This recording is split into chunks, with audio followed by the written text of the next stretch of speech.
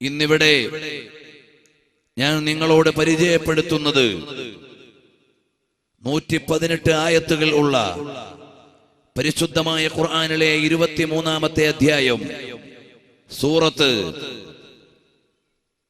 സൂറത്തുൽ മുഅ്മിനൂൻ എന്ന് പറയുന്ന വിശാലമായ വ്യാഖ്യാനങ്ങൾ ഏറെയുള്ള അധ്യായത്തിലെ ആദ്യത്തെ 10 സൂക്തങ്ങളാണ് ഈ 3 ദിവസങ്ങളിലായി നിങ്ങളോട് പരിചയപ്പെടുത്താൻ ഉദ്ദേശിക്കുന്നത്. അതിനോട് പോലും നീതി പുലർത്തുവാൻ നമ്മുടെ സമയത്തിന് വ്യാപ്തിയില്ല എന്നെനിക്കറിയാം. വളരെ പ്രധാനപ്പെട്ട ചില പ്രമേയങ്ങൾ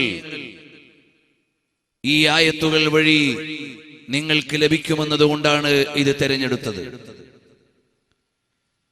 വിശുദ്ധമായ ഖുർആനിലെ ഓരോ അധ്യായങ്ങൾക്കും വളരെ വിശാലമായ വ്യാഖ്യാന തലങ്ങളുണ്ട്,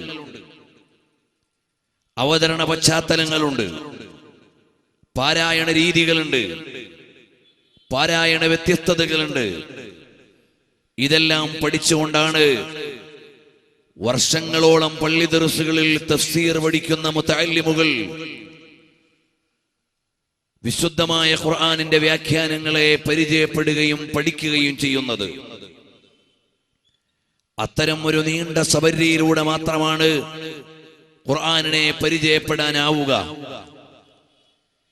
കേവലമായ ഖുർആൻ വ്യാഖ്യാനങ്ങൾ എന്ന പേരിൽ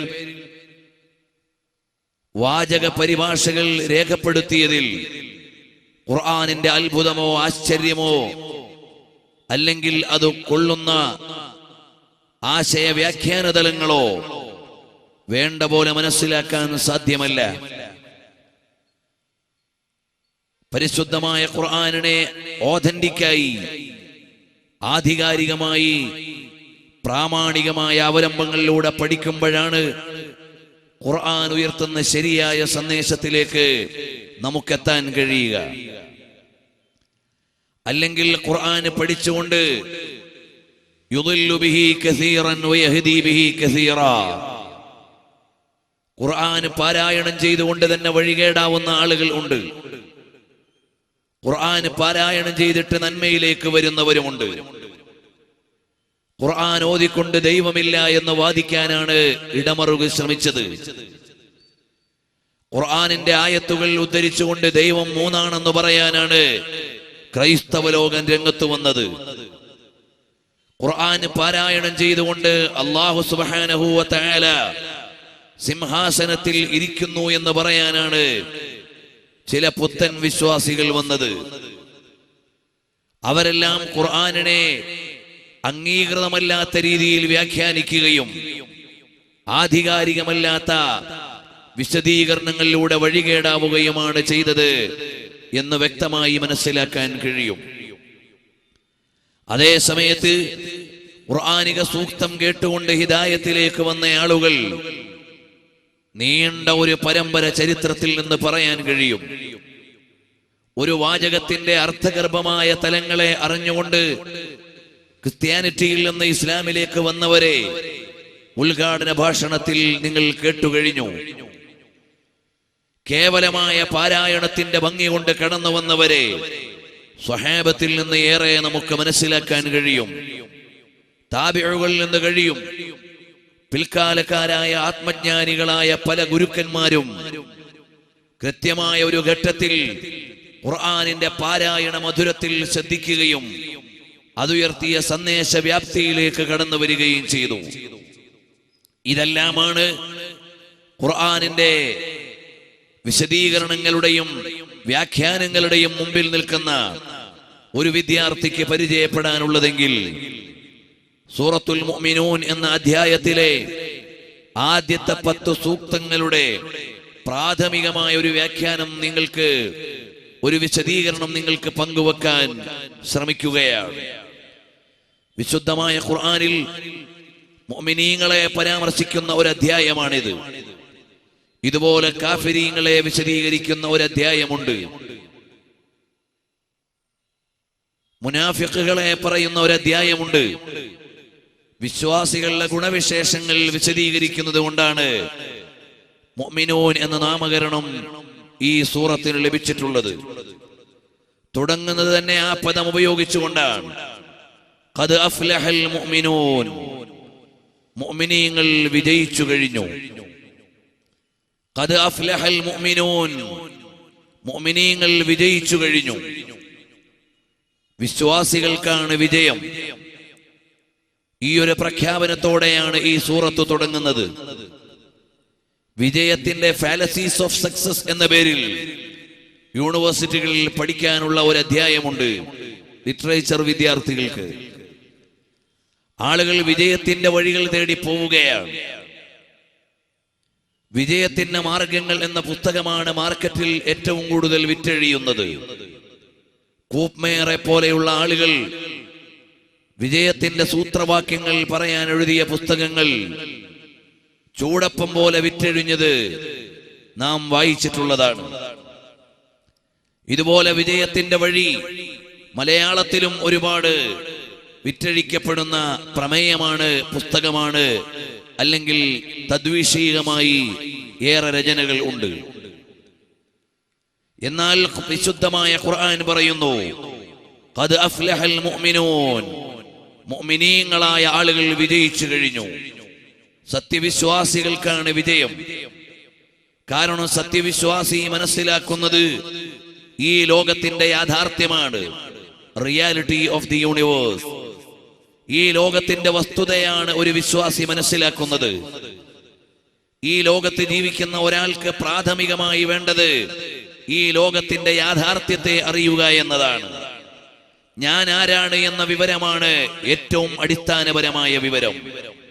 ഞാൻ ആരാകുന്നു, അവിടെയാണ് ഒരു വിശ്വാസിയുടെ വിവരം വിജയത്തിന്റെ വഴിയാകുന്നത്. ഞാൻ അല്ലാഹുവിന്റെ ദാസനാകുന്നു. പരമാധികാരിയായ ഒരു രക്ഷിതാവ്, supreme power, almighty, the omnipresent omnipotent God, Allah, ഏകനായ അല്ലാഹുവിന്റെ ദാസനാണ് ഞാൻ. എനിക്ക് ഈ ലോകത്തോടുള്ള ബന്ധം, ഞാൻ ഈ ലോകത്തിന്റെ മുഴുവനും സ്രഷ്ടാവായ, ഇതിന്റെ മുഴുവനും സംവിധായകനായ അല്ലാഹുവിന്റെ ദാസനാകുന്നു എന്ന വിവരമാണ് ഒരു വിശ്വാസിയിൽ ആദ്യം വരുന്നത്. പ്രിയമുള്ളവരെ, നിങ്ങൾ ആലോചിച്ചു നോക്കൂ. നമ്മൾ മാർക്കറ്റിൽ നിന്ന് വാങ്ങുന്ന മുഴുവൻ വസ്തുക്കൾക്കും ഒരു യൂസേഴ്സ് മാനുവൽ ഉണ്ട്. എങ്ങനെയാണ് ഉപയോഗിക്കേണ്ടത് എന്ന് പറഞ്ഞു തരുന്ന ഒരു ഗൈഡ്, ഒരു പുസ്തകം. ഒരു ഫ്രിഡ്ജ് വാങ്ങിയാൽ അതെങ്ങനെ യൂസ് ചെയ്യണമെന്ന യൂസേഴ്സ് ഗൈഡ്. ഒരു മൊബൈൽ വാങ്ങിയാൽ അതെങ്ങനെയാണ് ഉപയോഗിക്കേണ്ടത് എന്ന് പറയുന്ന സോഫ്റ്റ് സംവിധാനം ഒരുപക്ഷെ ആ മൊബൈലിന്റെ ഉള്ളിൽ ഉണ്ടാകാം, അല്ലെങ്കിൽ ഒരു ഹാർഡ് പുസ്തകം അതിനോടൊപ്പം ലഭിക്കാം. ഏതായാലും ഏതു വസ്തുവും എങ്ങനെ ഉപയോഗിക്കണം എന്ന് പറയുന്ന users manual or users guide നമുക്ക് എല്ലാ ഉൽപ്പന്നങ്ങൾക്കുമൊപ്പം ലഭ്യമാണ്. അത് തരുന്നത് ആരാണ്?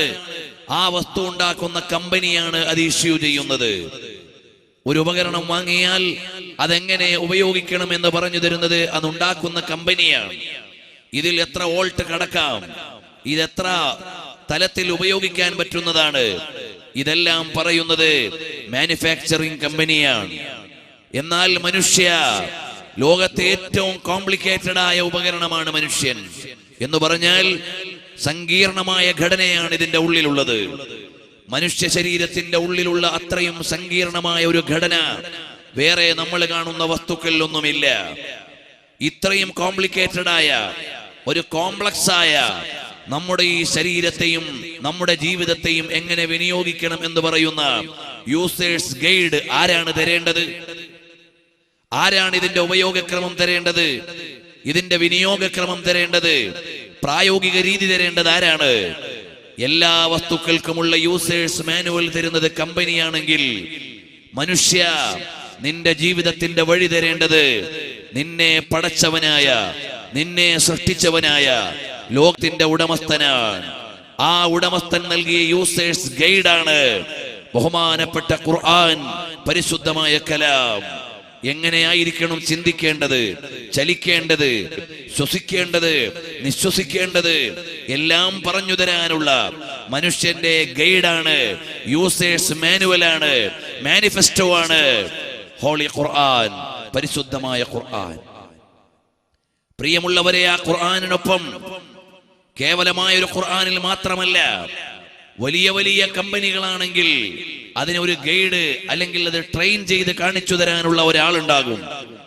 നമ്മൾ വലിയ വലിയ മെഷീനറീസ് ഒക്കെ വാങ്ങുമ്പോൾ കേവലം ഒരു ഗൈഡ് തന്നിട്ട് കാര്യമില്ല, അത് കാണിച്ചു തരാൻ പറ്റുന്ന ഒരാളുണ്ടാകും.